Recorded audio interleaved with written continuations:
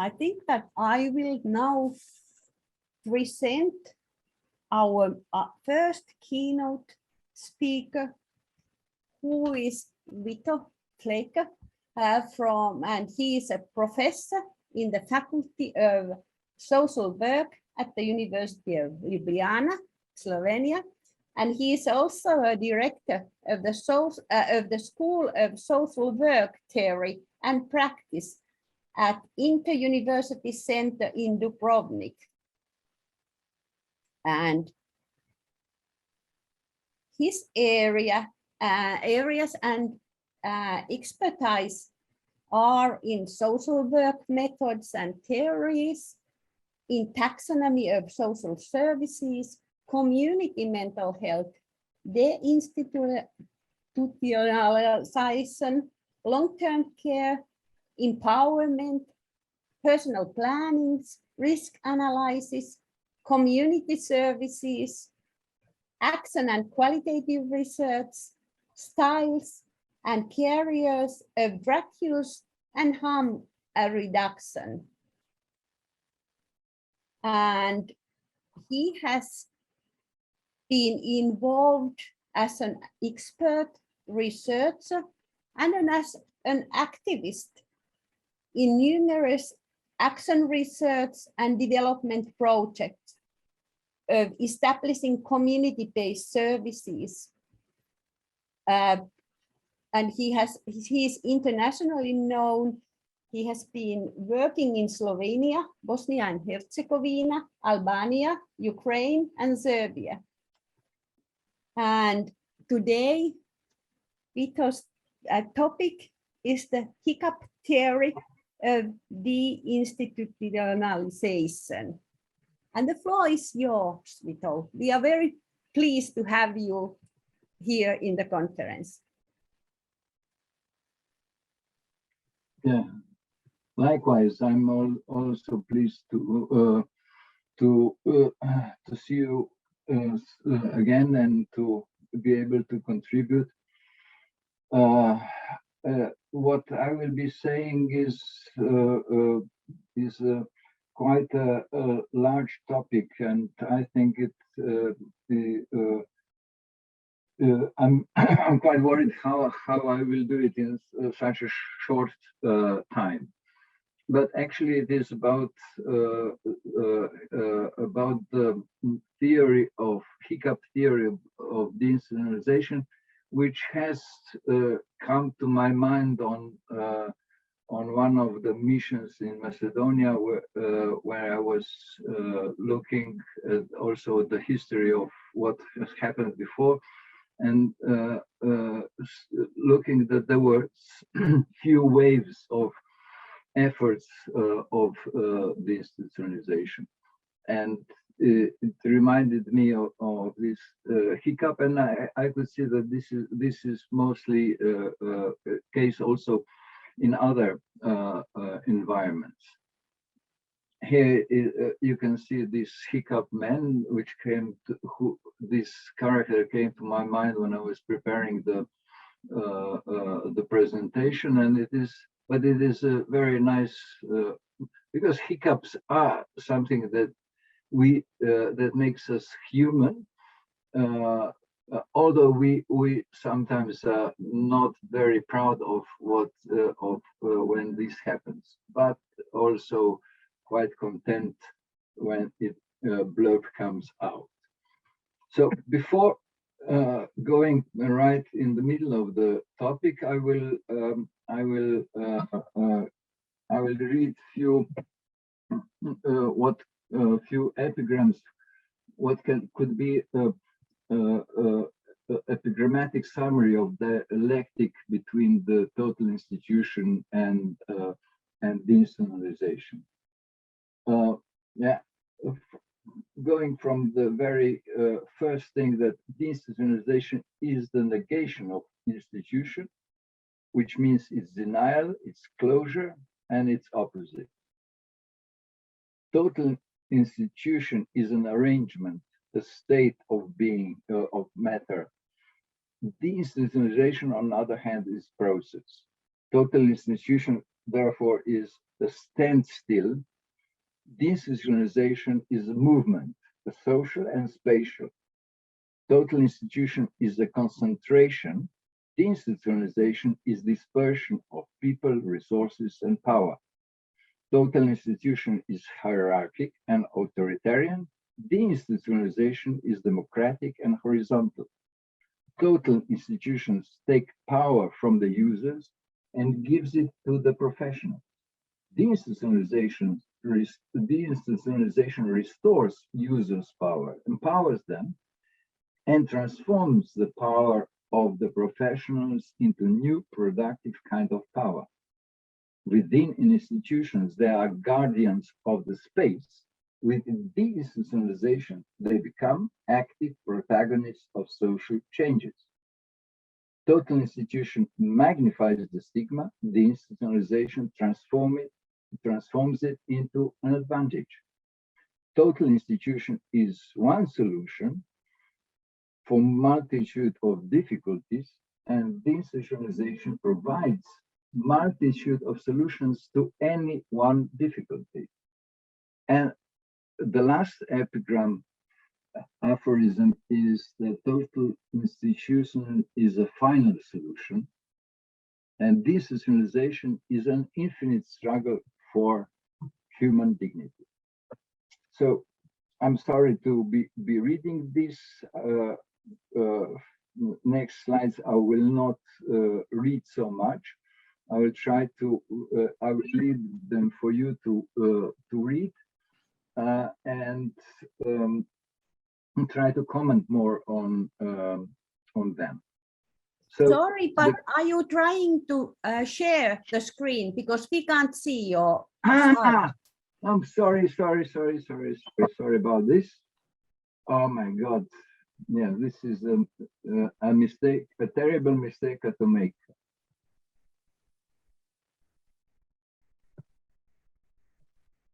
I'm sorry.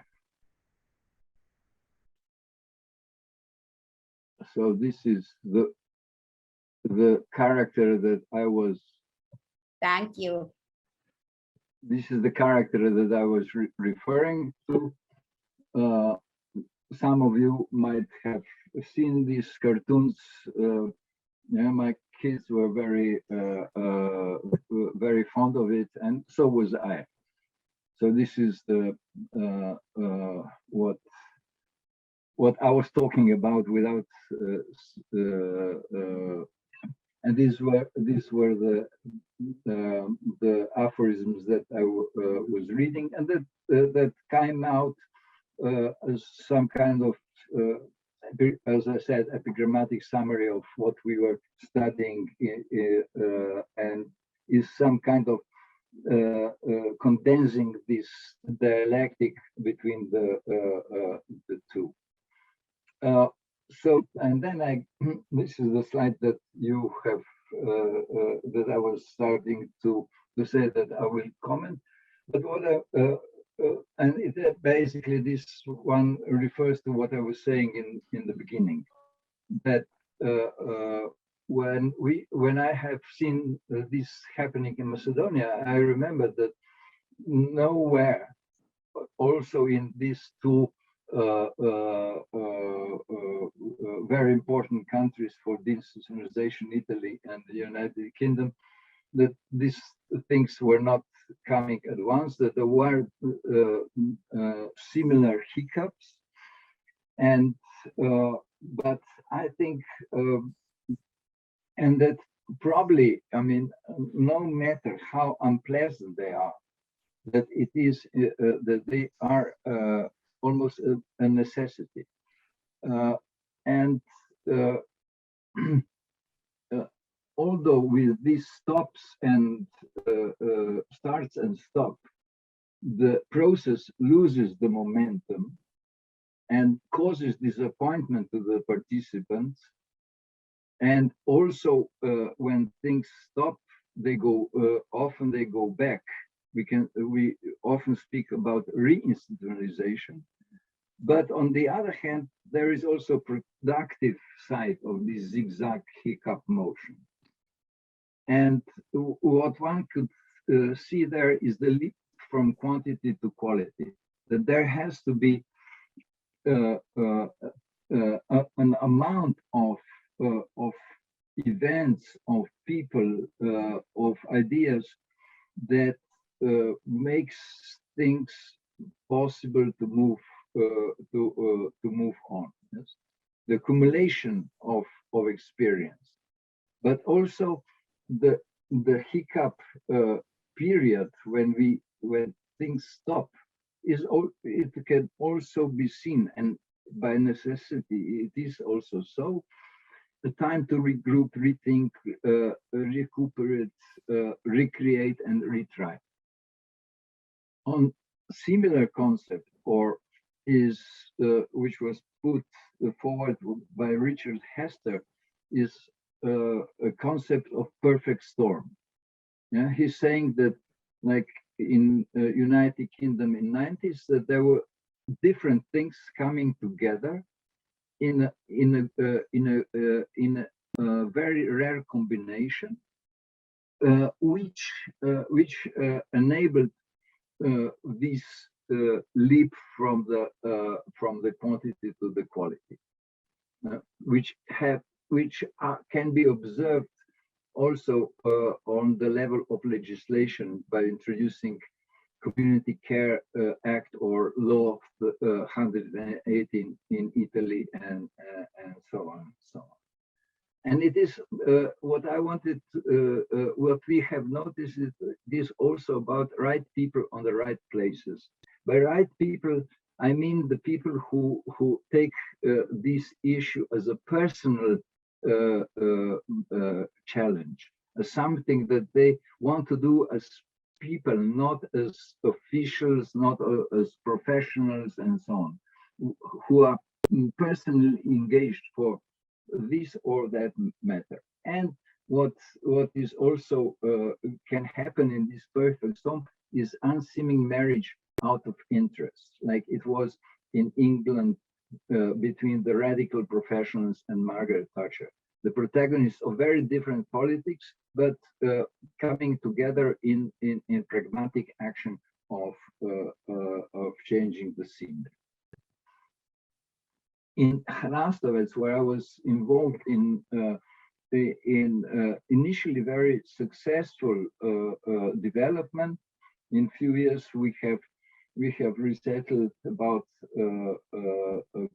half of residents. That means it's Slovenian biggest institution with 650 people, and after a few years and of very successful and work, we kind of bumped into the wall, I would say.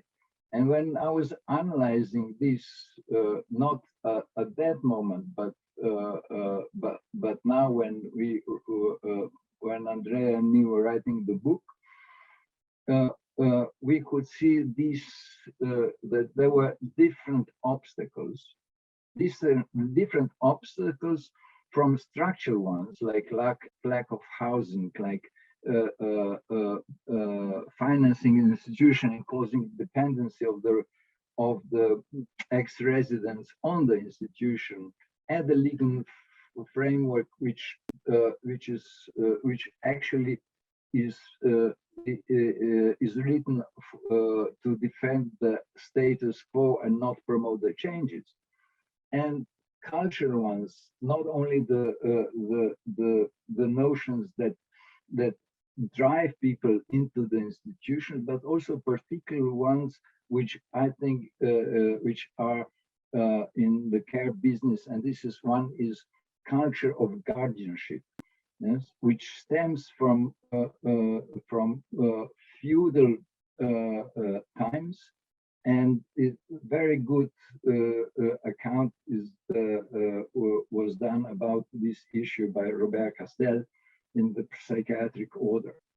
And but this is staying with us, and this pairs very much into with the traditional authoritarian notion of management. Yeah? Manager is the one who knows one who cares about the employees, and one who is dictating the parade, as Ostap Bender would say.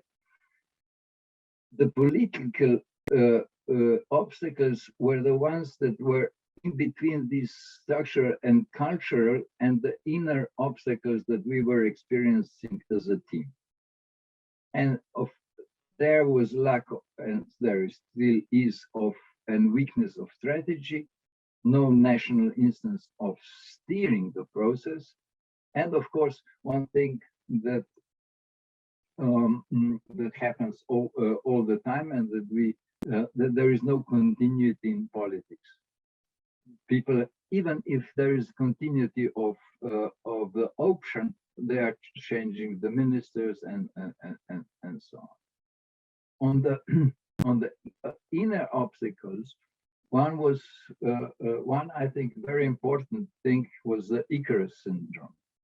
We were so happy to be doing this and happy about the development that we are flying higher and higher. We thought that the sky is the limit, but it did also because there was not very decisive vision about what, for instance, the date of the closure and so on. And because we were doing the thing with the existing resources that the institution was getting, we didn't have bridging and fresh money that would help us to bridge the transition and to start up things. And one thing that comes here is also skimming, yeah, which then, if we were actively trying to counter that process, but on the other hand, it always came on the back door. And so at that stage, when this stopped, there were majority of the residents in the institutions were the ones who were difficult to resettle. And this caused some kind of desperation also within the staff. So what I'm saying here is that if we could address these obstacles one by one, we could manage, yes? But they kind of combined into the wall that was that seemed to be hard to move. I will go there now because the next slide, because yes, deinstitutionalization is a simple idea, but a complex motion. Yeah? And here, what I wanted to picture on this diagram is that one thing is the total institutions is an extreme narrowment of life worth of the people. It's actually in reality for some people making their life on one spot only, on one little spot, and what is and of course the deinstitutionalization is meant to be widening, to disperse, to have a wide life world but this is on the dimension of living world, of the world that we live. What makes this point, this vortex, is the more and more abstract schemes that are governing the action and that are placing the person into this spot. So it's not also about the dispersion, but it is also about opening of this vortex, of making it usable from the life world, to make it not something that comes and rules our lives from the top. But of course, these abstract schemes are sometimes very good and useful, and we would probably die without them. But they have to be managed, used by the people, and not by the God. This makes our effort a Sisyphus effort, yeah, because he was punished because he was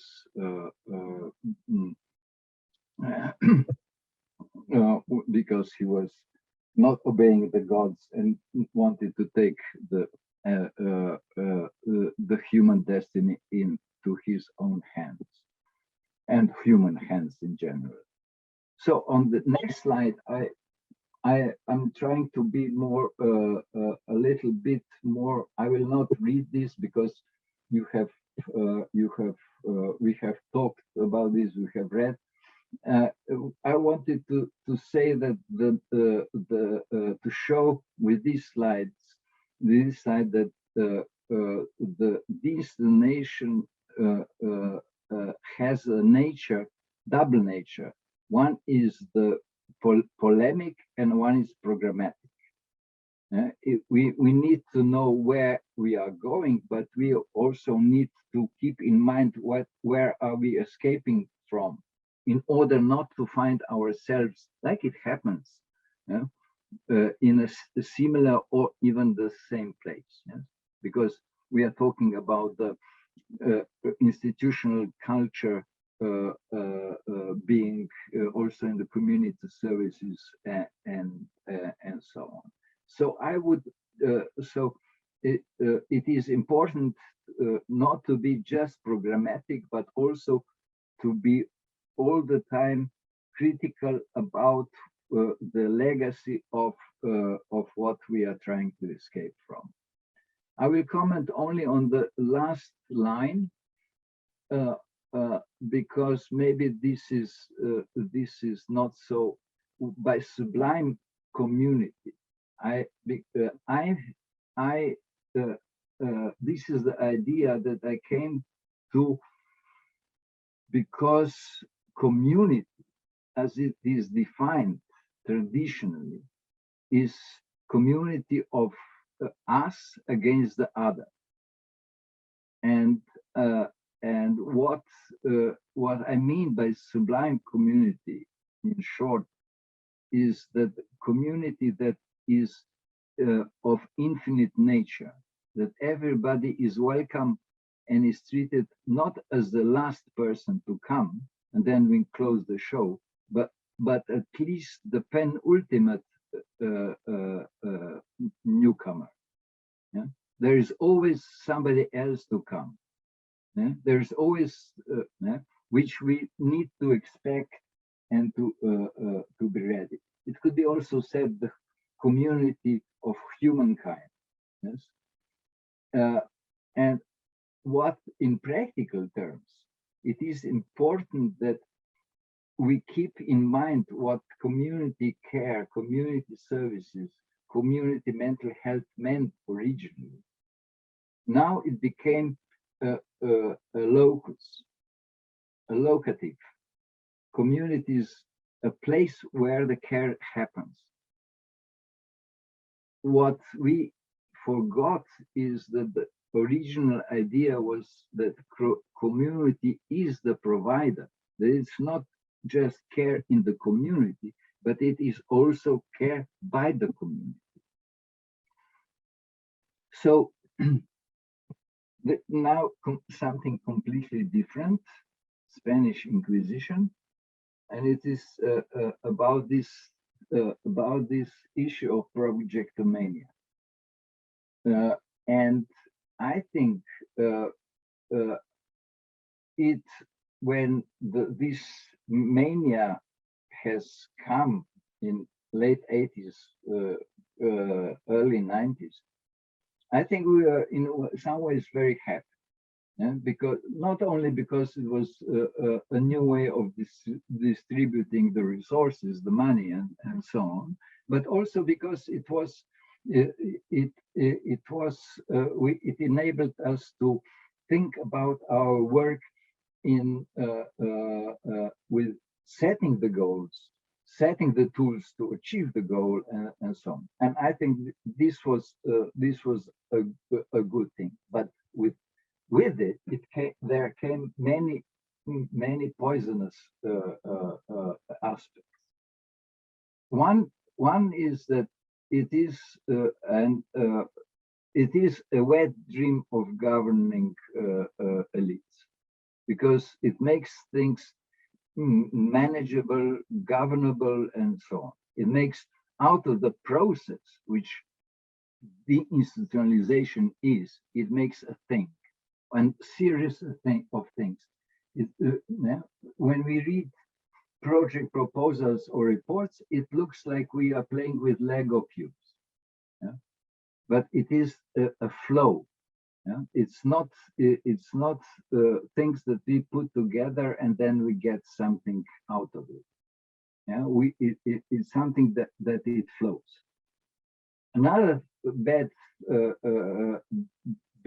thing there was, especially in international projects, is hit and run foreign experts. Yeah? That people come, even like, for instance, on many occasions, we when we are engaging in international projects, like Moitza will remember Albania. Yes, we had a deal that this will be ongoing engagement. Yeah? But then the WHO official has changed, and our cooperation stopped. And I could go on with such example. What is happening on the ground, that people are not taking this thing seriously. Yeah? They go, we stay. That's the experience, and that also can be translated. Yeah, deinstitutionalization comes, it goes, but the institution stays. Yeah, this is of course another thing is the money, which makes dependency, and these waves in some of these waves can be ascribed to stop of funding. Yes, then the process stopped. It is on one way. It's ugly to say, but I will still say it's bribing the local people, but bribing them with little money. Majority of the money, and we are talking here about millions of euros, goes to private companies in the Western and Northern Europe, little less to the foreign expert. So only the little portion of what is intended to the country, like Serbia, Macedonia, comes to the country. Very little. And another problem is this context blind intervention. And sometimes it's not only context blind, but it's people are bringing things that are out of date. Like now they are selling or giving the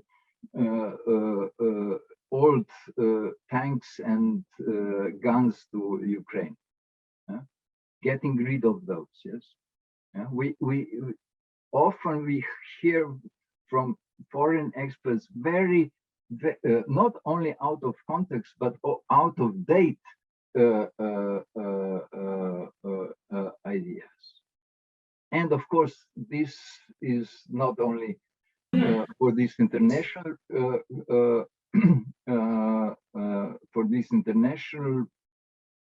project, but it is the problem all over, that we lose the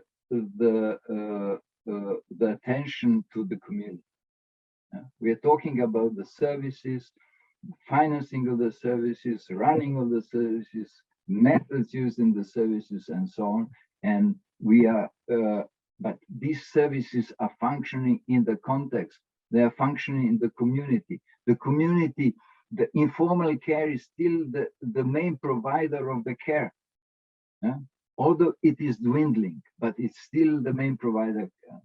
And so this is what I'm finishing this slide with neo-colonialist practice. Yeah? Neo-colonialist in terms of north and south, west and east, and so on, but also in terms of community, colonizing the community, plaguing our everyday life and our language with the concepts from which are too abstract, which are hard to relate to, but very easy to operate with.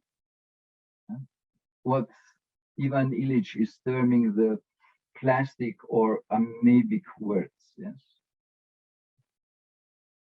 And then the next question is, why are the total institutions so resilient?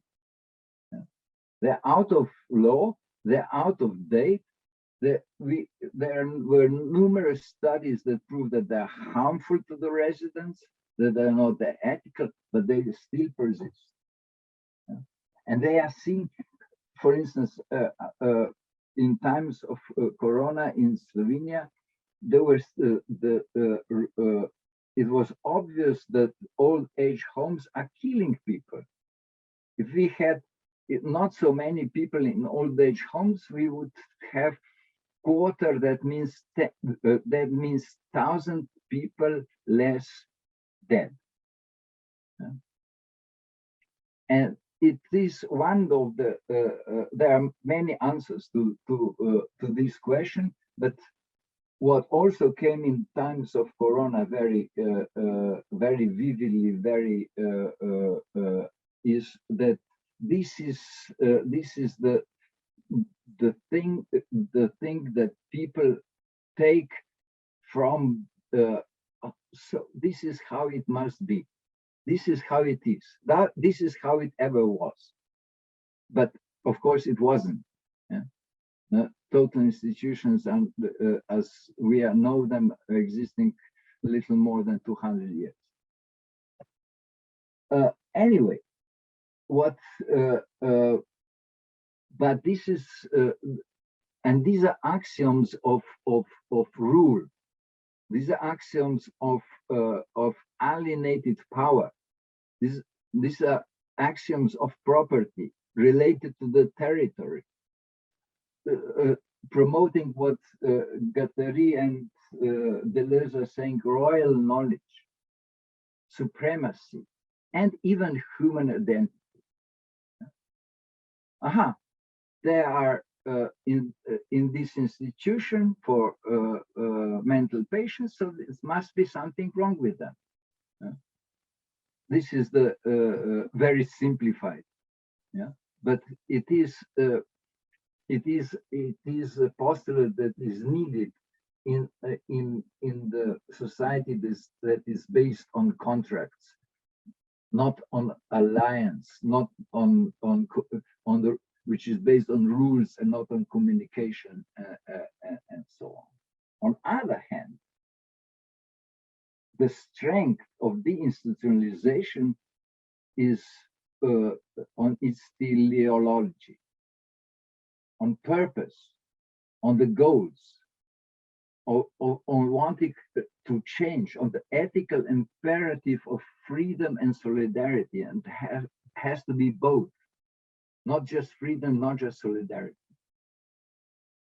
And here I refer to what I was saying earlier, community as a provider of care. And what is so magical about this axiomatic is that they are there at hand when new ways are too strenuous, when it's hard to, then people revert to the old ideas. And this happens very often also on this molecular, capillary, everyday level, but also in more molar changes. So I'm coming to the last slide, which is not an end. It's because hiccups will never stop. Is this a good news or bad news? I don't know. But the good news is that deinstitutionalization is not a final solution. We know where this syntagma comes from, final solution. And it was used in the concentration camp. No, concentration camps were used for these final solutions. It is a perpetual struggle. And to be human, to remain human, to become human, and this struggle makes us human. Because it makes us want to overcome our own limits. Another thing that I wanted to say at the end, which is not an end, is that yes, when we're talking about structure and system and so on, it can be helpful because it is capturing some parts of this abstract reality that is more very influential on how we live. But there are also fallacies. I'm more and more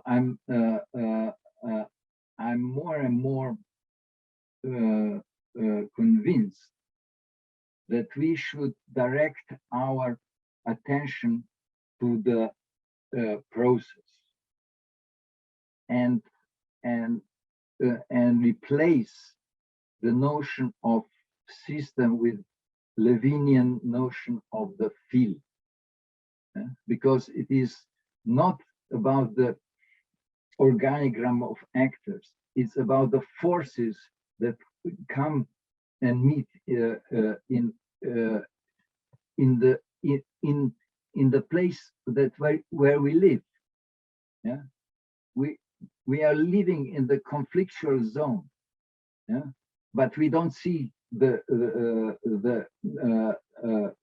these various forces because they are hidden, and they have to come into the open and to overcome the obstacles.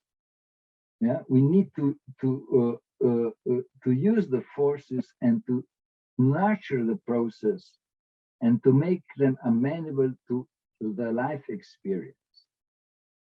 Because what actually matters, it's not legislation, it's not politics, it's not procedures, it's not methods. What matters how we live, what we do in our lives, how we experience it. And this is, I think, this is probably the most important message of the institutionalization. Okay, this is where I finish. Where I swam in. Thank you. Thank you.